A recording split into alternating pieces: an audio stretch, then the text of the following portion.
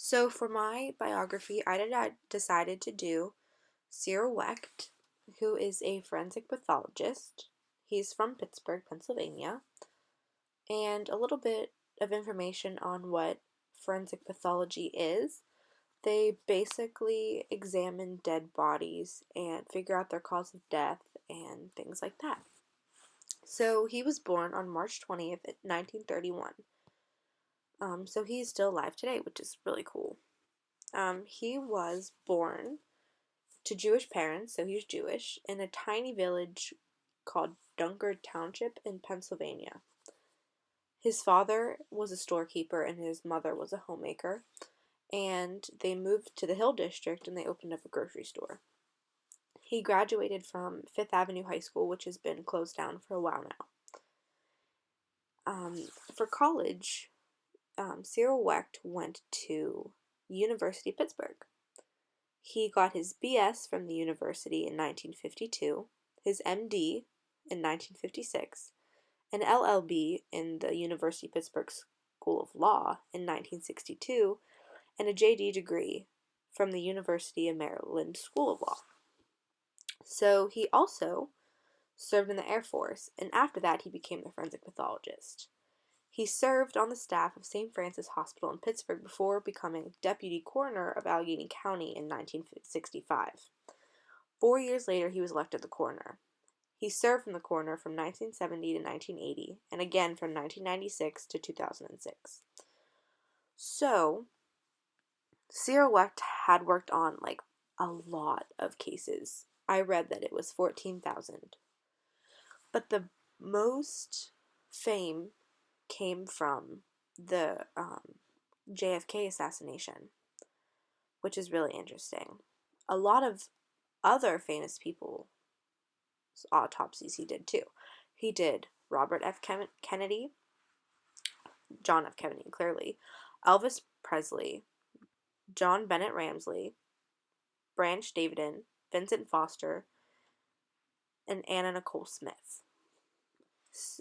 He's a clinical professor now at the University of Pittsburgh School of Medicine and also a professor at law at Duquesne. So he still works today, but he works at Pitt and he works at Duquesne. So in 1979, Wecht examined Elvis Presley medical records for 2020, which is a TV show on investigation discovery. And he argued about the earlier autopsy results suggesting Presley may have had cardiovascular disease, which is something wrong with his heart. And he found that Elvis Presley actually died from a drug overdose. So that was really interesting, and he figured that out. So in 1965, Wecht presented a paper critiquing the Warren Commission to the meeting of the American Academy of Forensic Sciences. In 1972, Wecht was the first civilian ever given permission to examine the Kennedy assassination evidence. So before that, no one has ever seen the papers, so I thought that was really interesting. It was actually Dr. Cyril Wecht who first discovered that Kennedy's brain was missing. And all of the data in the killing had gone missing, so that was interesting.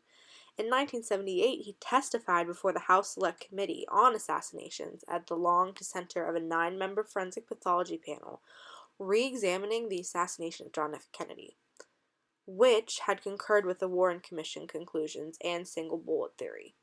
So out of the 4 official examinations into the Kennedy assassination, Wecht was the only forensic pathologist who had disagreed with the conclusion that both the single bullet theory and Kennedy's head wounds are mutually consistent. So that's kind of interesting that he figured that out. He also wrote a lot of books. Going from the assassination, talking about his books, he did write a book about JFK, which is Into Evidence, Truth, Lies, and Unsolved Mysteries in the Murder of JFK. And then again, he wrote another book, A Reference Guide to the JFK Assassination. He also wrote a lot of other books called A Cause of Death, Legal Medicine, Who Killed John Bennett Ramsey, and forensic pathology in criminal and civil cases. Excuse me. So, a little bit more of information on Cyril Wecht. In 1965, he became the deputy coroner of Allegheny County. And then 4 years later, he was elected coroner of the Allegheny County. He served for this from 1970 to 1980. He did not resign until 2 days after his swearing in as Allegheny Coroner Commissioner. So during this time, he also had a private practice, and his private practice would charge people, families, different types of associations, to find the cause of death of loved ones, members, and things like that. So, he was also, Dr. Cyril Wecht was also sued a lot for different findings in this medical career and coroner career. Actually, on January 28th, 2008, a federal trial against Wecht began on charges of public corruption. And so, roughly 2 weeks prior to the start of the trial, the prosecution withdrew 43 of the 84 counts against Wecht, and the judge, who was Arthur J. Schwab, dismissed the charges without prejudice. Following the trial, the jury could not reach an agreement on the remaining counts, and the judge declared a mistrial. So he didn't get charged, but he was still charged, so he had a little bit of issues with that. And so today, he still does work at Duquesne University, and he actually established the Cyril H. Wecht Institute of Forensic Science and Law at Duquesne. So this institute offers graduate degrees and professional certificate programs in forensic science, which is really interesting. This also includes disciplines of law, nursing law, enforcement, pharmacy, health sciences, business, everything like that. And this institute actually collaborates with the Duquesne University School of Law, Nursing, Natural, and Environmental Sciences. He also works as a professor in the medical school at University of Pittsburgh, and he also does a lot of lectures and presentations at the University of Pittsburgh, which are open to the public. So that is just a little bit about Cyril Wecht, and my sources were Wikipedia and cyrilwecht.org.